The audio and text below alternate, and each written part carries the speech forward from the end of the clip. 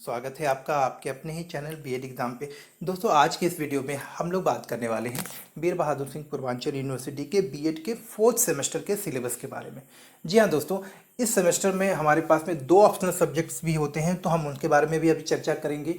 साथ ही साथ वो 2 ऑप्शनल सब्जेक्ट हमको किन आधार पे और किस तरह से चुनाव करना चाहिए, जो कि आगे चल के हमारे जो भी आगे आगे आने वाली एग्ज़ाम्स हैं, जैसे कि आपकी सीटेट की एग्ज़ाम है या फिर यूपी टेट जैसे शिक्षक पात्रता की जो परीक्षाएं होते हैं, उसमें आपको किस तरह से मदद करने वाली है।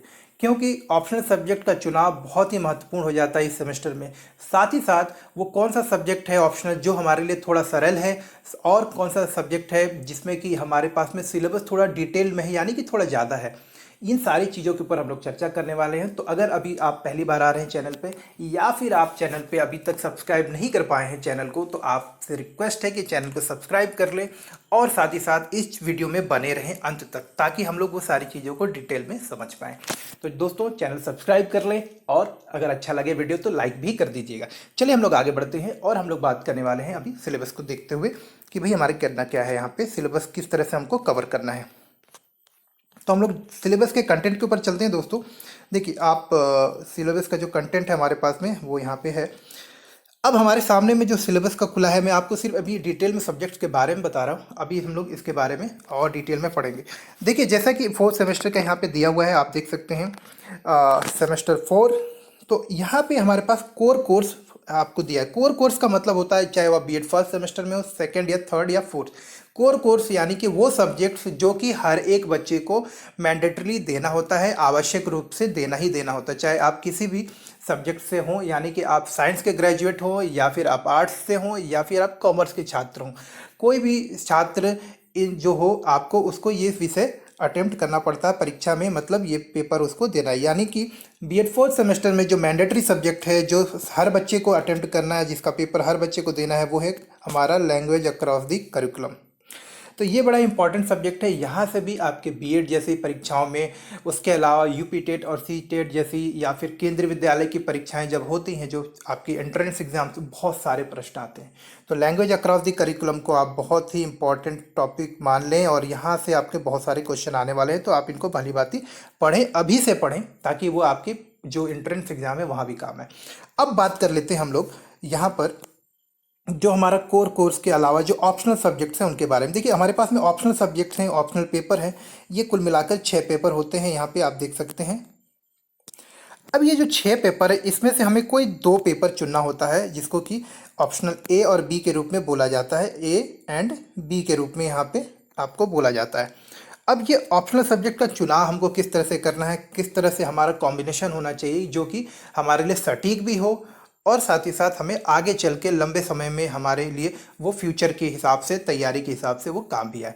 तो अगर हम लोग यहाँ पे बात करें साइंस के स्टूडेंट्स की, या फिर आर्ट्स के स्टूडेंट, या फिर आप कॉमर्स के स्टूडेंट के हिसाब से, तो कोई भी कॉम्बिनेशन आपके लिए अच्छा हो सकता है।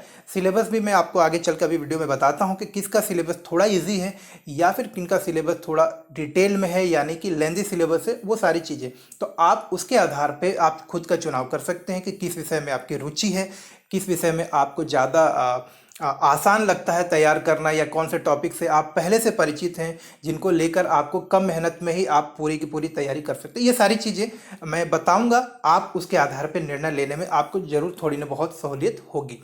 तो चलिए हम लोग वीडियो को देखते हैं। देखिए अगर मैं साइंस के स्टूडेंट्स के लिए बात करता हूँ, अगर आप साइंस के स्टूडेंट हैं, यानी कि साइंस के ग्रेजुएट हैं, तो आपके लिए जो है हमारे पास में ऑप्शनल सब्जेक्ट हो जाता है, जो आप ले सकते हैं। बाकी आप अपनी पसंद से, अपनी इच्छा अनुसार कुछ भी ले सकते हैं, क्योंकि यहाँ सारे सिलेबस में जो सब्जेक्ट दिए हैं सारे इंपॉर्टेंट और अच्छे हैं, लाइफ में कहीं ना कहीं काम भी आते हैं। लेकिन अगर हम लोग टू द पॉइंट बात करें तो कौन सा कॉम्बिनेशन अच्छा होगा, तो मैं बात करता हूँ लैंग्वेज अक्रॉस द करिकुलम। ये तो आपको पढ़ना है, यानी कि वह एक पेपर आपने कन्फर्म किया। इसके बाद अगर हम बात करें हेल्थ एंड फिजिकल एजुकेशन की, और साथ ही साथ अगर हम लोग ऑप्ट कर लेते हैं इन्वायरमेंटल एजुकेशन। देखिए ये दोनों ही सब्जेक्ट्स जो हैं कहीं ना कहीं साइंस से जुड़े हुए हैं, विज्ञान से जुड़े हुए हैं। तो इनमें बहुत सारे ऐसे टॉपिक हैं जो कि हम अभी सिलेबस को अब डिटेल में पढ़ेंगे तो आप देख पाएंगे कि ये ऐसे बहुत सारे टॉपिक हैं जिनको कि आपने ग्रेजुएशन लेवल पे या फिर अपनी पढ़ाई के स्तर पे, चाहे आप जब से भी पढ़ रहे हैं, आपने ध्यानपूर्वक अगर पढ़ा है तो आपने कहीं स्कूल लेवल पे, हाई स्कूल लेवल पे, इंटर लेवल पे आपने कक्षा 7, 8, 9, 10 कहीं ना कहीं जरूर पढ़ा होगा। तो ये सारे टॉपिक आपके पहले से परिचित हैं, आपने उनको पहले पढ़ा हुआ है। तो उम्मीद करता हूँ कि यहाँ का ये जो कॉम्बिनेशन अगर आप देखें, यानी कि लैंग्वेज अक्रॉस द करिकुलम का अगर मैं बात करूँ तो आप 3 सब्जेक्ट जो लेने हैं उसमें आप पहला ले सकते हैं ये, दूसरा ले सकते हैं हेल्थ एंड फिजिकल एजुकेशन और इन्वायरमेंटल एजुकेशन। क्योंकि ये सारे सब्जेक्ट्स तकरीबन साइंस के सब्जेक्ट्स हैं, लैंग्वेज अक्रॉस द करिकुलम को हम छोड़ दे तो हेल्थ एंड फिजिकल एजुकेशन और इन्वायरमेंटल एजुकेशन, ये दोनों सब्जेक्ट अगर आप पढ़ते हैं तो आपको वैसे बहुत सारे टॉपिक देखेंगे जो आपने पहले पढ़े। अब हम बात करते हैं अपने जो हमारे आर्ट्स के जो दोस्त हैं या मित्र हैं जिन्होंने अपनी पढ़ाई जो है ग्रेजुएशन जो है ह्यूमैनिटीज़ में की है, आर्ट्स के सब्जेक्ट्स में की है, तो उनके लिए यहाँ पे हम लोग बात कर सकते हैं। देखिए आपके लिए भी ये दोनों सब्जेक्ट हो सकते हैं ऑप्शनल, क्योंकि आप भी लैंग्वेज अक्रॉस द करिकुलम, ये तो इंपॉर्टेंट सब्जेक्ट है, मैंडेटरी है, तो आपको पढ़ना ही। आप भी ले सकते हैं यहाँ पर ये जो ऑप्शन होता है, यानी कि हेल्थ एंड फिजिकल एजुकेशन और इन्वायरमेंटल एजुकेशन, क्योंकि यहाँ से आपके लिए भी साइंस के पेपर तो आने वाले हैं, जो जनरल स्टडीज़ का पेपर होता है जनरल साइंस का। परंतु अगर आपने और थोड़ा सा ऐसा सिलेबस देखना है जिसको कि आपने पहले से पढ़ा हुआ, अगर आप चाहते हैं कि मैं ऐसा कोई सब्जेक्ट लूँ जिसमें मेरी पहले से तैयारी है या ऐसे टॉपिक्स हों जो कि मैंने पहले पढ़ा हुआ है, तो आप ध्यानपूर्वक देखेंगे तो आपने अपने ग्रेजुएशन लेवल तक कम से कम ह्यूमन राइट्स से संबंधित बहुत सारा टॉपिक पढ़ा होगा। उसके अलावा पीस एजुकेशन और इन्वायरमेंट एजुकेशन, तो इन तीनों में से आप कोई 2 सब्जेक्ट ले सकते हैं। लेकिन मेरा सुझाव होगा, अगर सी टेट यूपी टेट की दृष्टिकोण से अगर मैं बात करूं, और आपके सामाजिक अध्ययन का पेपर जो कि पेपर 1 में भी आता है सी टेट और यूपी टेट के, और सी टेट और यूपी टेट के पेपर 2 में भी आता है, तो आपको ऑप्ट कर लेना चाहिए इन्वायरमेंट एजुकेशन। और साथ ही साथ में आपके लिए भी जो इम्पोर्टेंट टॉपिक हो सकता है वो हो सकता है यहाँ पे आपका ह्यूमन राइट एंड एजुकेशन या हेल्थ एंड फिजिकल एजुकेशन। तो आप यहाँ से भी 3 सब्जेक्ट्स ले सकते हैं, 3 में से कोई भी 2 ऑप्ट कर सकते हैं। सिलेबस देख लें, जो आपको बेहतर लगे आप वहाँ से कर सकते हैं।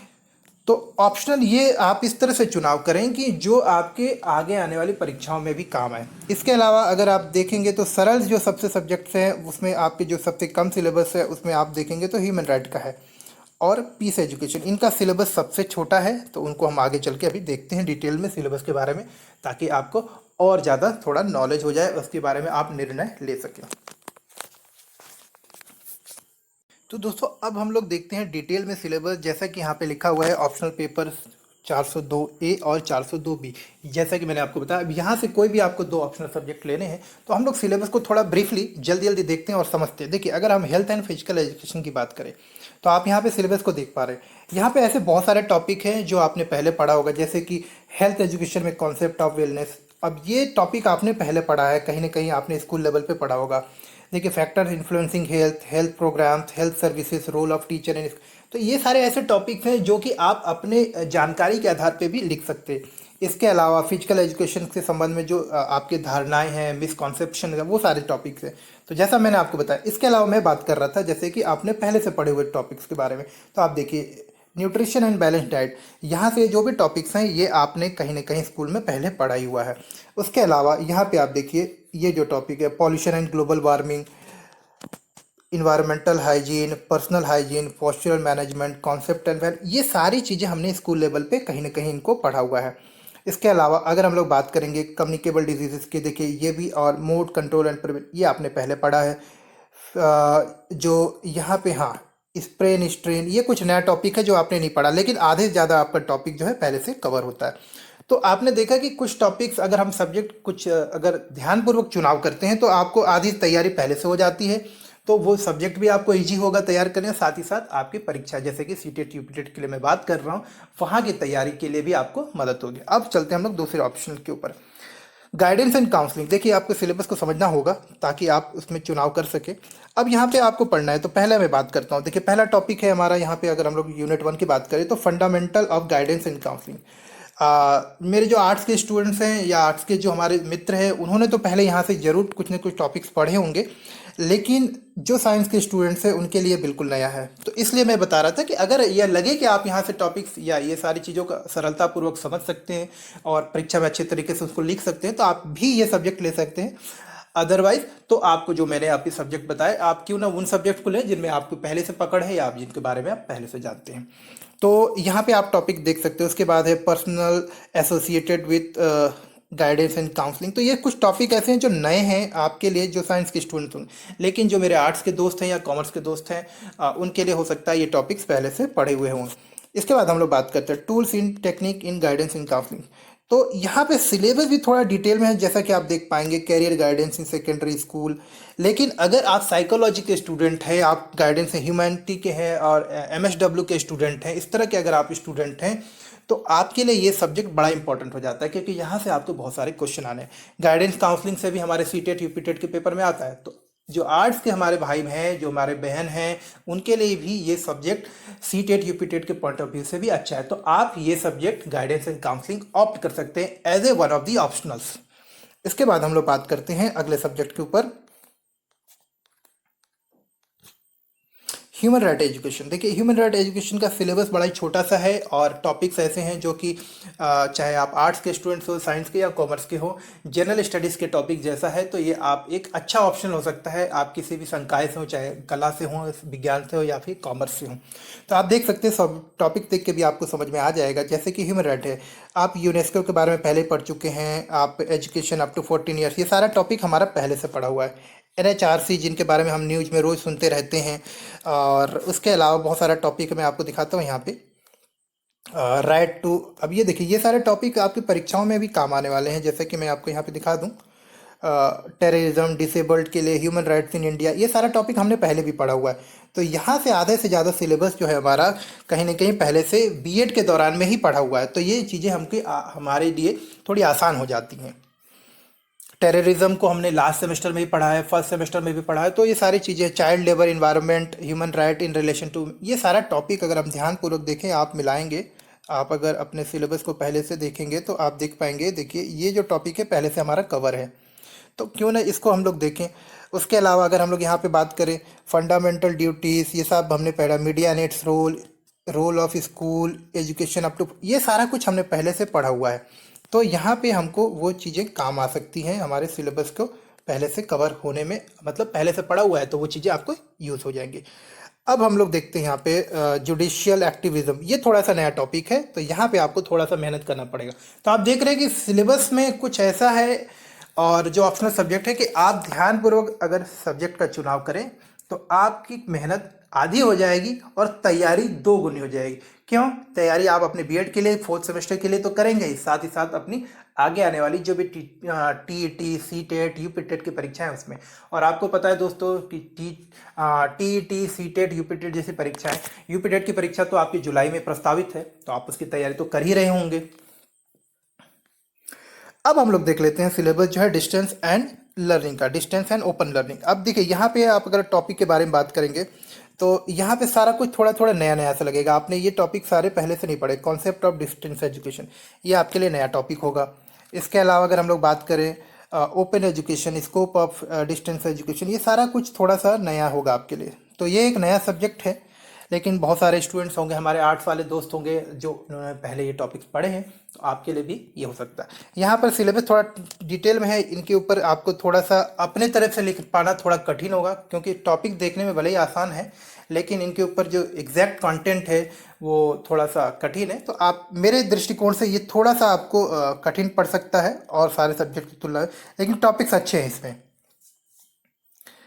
अभी आप देख सकते हैं कि different types of distance learner and their possible problem, distance educators, तो इस तरह की चीज़ें हैं। एसएलएम और its preparation, self learning materials, self instructional materials, distance education as a investment for learner, ये कुछ ऐसे टॉपिक हैं जो नए हैं, आपको ये इंटरेस्टिंग लगेंगे। अगर आप चाहते हैं कि इनके बारे में थोड़ी जानकारी भी बढ़े तो आप पढ़ सकते हैं। लेकिन अगर पॉइंट ऑफ व्यू से हम लोग बात करें सिर्फ एग्जाम की, तो थोड़ा सा ये नया टॉपिक है, तो आप इसके ऊपर ना भी जाएं तो मेरे हिसाब से कोई परेशानी नहीं होगी। आप अगर आगे आपके नज़र में अगर आपकी परीक्षाएं आपके दिमाग में हैं तो मेरे हिसाब से इस सब्जेक्ट को आप स्किप भी कर सकते हैं। चाहे आप किसी भी संकाय को, कला के हों, साइंस के हों या फिर आप कॉमर्स के हों, आप छोड़ सकते हैं इस सब्जेक्ट को, आप दूसरा ऑप्शन ले सकते हैं।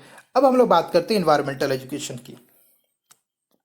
तो मैंने आपको जैसे पहला बताया था कि इन्वायरमेंट एजुकेशन से बहुत सारा ऐसा टॉपिक होगा जो हम लोगों ने पहले ही पढ़ा हुआ है। जैसे कि इन्वायरमेंटल पॉल्यूशन के बारे में जानते हैं, threat to environment, environmental education क्या होता है, ग्रीन हाउस इफेक्ट ये पहले पढ़ा होगा, ओजोन लेयर डिप्लीशन, तो ये सारा कुछ हमने पहले पढ़ा हुआ है। एसिड रेन के बारे में हम बचपन से पढ़ते आ रहे हैं, rise of sea level global warming के हिसाब से कैसे होता है, इन्वायरमेंटल अवेयरनेस कैसे क्रिएट कर सकते हैं, हम अपनी भाषा में लिख सकते हैं इनको। एजुकेशन प्रोग्राम क्या हो सकता है इन्वायरमेंटल एजुकेशन के लिए, ये सारे टॉपिक्स आपने पहले कहीं ना कहीं पढ़े हैं। अब बात करते हैं यूनिट 4 में। देखिए बायोडाइवर्सिटी और इससे रिलेटेड, चाहे आप nature using research, improving quality of environment, ये सारा कुछ हमने पहले पढ़ा हुआ है। तो आप देख रहे हैं कि इन्वायरमेंटल एजुकेशन का जो टॉपिक है या हेल्थ एंड फिजिकल एजुकेशन के जो टॉपिक्स हैं, ये कहीं ना कहीं आपको, चाहे आप किसी भी विषय से हों, चाहे आप आर्ट्स के स्टूडेंट हो या साइंस के स्टूडेंट हो या कॉमर्स के, आपने 10वीं और 12वीं तक तो ये सब्जेक्ट पहले से ही पढ़े हुए हैं। तो हर एक तरीके से ये जो दो सब्जेक्ट है, हेल्थ एंड फिजिकल एजुकेशन और इन्वायरमेंटल एजुकेशन, मेरे हिसाब से आप लोगों के लिए बेस्ट ऑप्शन हो सकता है, क्योंकि यहाँ पर आपको कुछ भी ज़्यादा नया नहीं पढ़ना है। 50% 60% तक का सिलेबस आपके पास में पहले से ही कवर है। चलिए अगले टॉपिक को भी देख लेते हैं। अगला जो विषय हमारे पास में है पीस एजुकेशन, नया सब्जेक्ट है और हमारे आर्ट्स वाले दोस्तों ने तो पहले पढ़ा होगा। यहाँ पे टॉपिक तो देख लेते हैं हम लोग, अंडरस्टैंडिंग पीस कॉन्सेप्ट। अब देखिए, अगर हम लोग यहाँ पे बात करने वाले हैं पीस, अंडरस्टैंडिंग पीस कॉन्सेप्ट के बारे में, तो यहाँ पे हम लोग समझ पाएंगे कि ये सारा टॉपिक, पहले तो बहुत सारा टॉपिक है यहाँ पे आप देख पाएंगे, तो टॉपिक बहुत सारा है, यानी कि बहुत सारा कंटेंट आपको पढ़ना पड़ेगा। और कहीं ना कहीं अगर आप अगले अगले एग्जाम्स की तैयारी में लगे हैं या फिर जो भी चीज़ें, तो ये सब्जेक्ट आपको थोड़ा सा लेंदी होने वाला है, यहाँ पर से आपको मेहनत ज़्यादा करनी पड़ेगी। तो अगर आपका इंटरेस्ट हो पीस एजुकेशन के बारे में, पीस शांति व्यवस्था किस तरह स्थापित हो, पीस से संबंधित बहुत सारा टॉपिक है, बहुत सारी चीज़ें हैं जो हमको जाननी चाहिए अपने जीवन में, दैनिक जीवन में इनका उपयोग है। साथ ही साथ आगे चल के जब हम एक शिक्षक के रूप में कार्य करेंगे तो वहाँ पर भी हमको ये सारी चीज़ों का पता होना चाहिए। तो अगर आप इस दृष्टिकोण से तैयारी करना चाहते हैं तो आपके लिए ये बेहतर सब्जेक्ट हो सकता है। लेकिन अगर आपके पास समय कम है तो आप इन सब्जेक्ट को भी, यानी कि पीस एजुकेशन जैसे सब्जेक्ट को भी आप स्किप कर सकते हैं। कि देखिए बहुत लेंदी सिलेबस है इसका, अगर मैं बात करूं तो आप देख सकते हैं अभी तक बहुत ही लेंदी, सबसे लेंदी जो सिलेबस है वो आपका पीस एजुकेशन का है। इसके बाद में हमारे पास में फील्ड विजिट होता है, जहां पर हम लोग जाते हैं, डेटा कलेक्ट करते हैं, जो कि कॉलेज लेवल पे आप सबको पता है कि वो आप कोऑर्डिनेट करके वहां से परफॉर्म कर सकते हैं और वहां से आपको इंटरनल मार्क्स मिल जाएंगे। तो उम्मीद करता हूं दोस्तों कि ये सारा जो सिलेबस के बारे में मैंने बात की, यहाँ पे मैंने सिलेबस ज़्यादा पढ़ाने का या बताने का प्रयास नहीं किया। मेरा उद्देश्य यहाँ पे यही था कि आप ऑप्शनल सब्जेक्ट का चुनाव किस तरह से करें, जो कि आगे आपको चल के एग्जाम में काम आने वाले। तो अगर दोस्तों वीडियो अच्छा लगा हो तो इसको लाइक कर दें, अगर आपको अच्छा लगे और लगे कि किन्हीं और को बताना चाहिए तो आप इसको शेयर भी कर दें। और आपसे हर बार की तरह प्लीज़ प्लीज़ थोड़ा वीडियो को आप सब्सक्राइब भी कर लिया करें। चैनल पे आप सब्सक्राइब रहेंगे तो मुझे भी थोड़ा मोटिवेशन मिलता है। तो चैनल लाइक कर लें, सब्सक्राइब कर दें और वीडियो को देखने के लिए